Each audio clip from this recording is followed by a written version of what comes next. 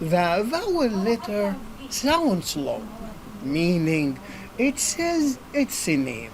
When a vowel follows a consonant in a one syllable word, as in be, high, go, or in a separate syllable of word with more than one syllable, as in baby, racing, lion, poet, music, cycle, or when a vowel stands alone in a separate syllable of word with more than one syllable, as in April, even, idea, open, unit.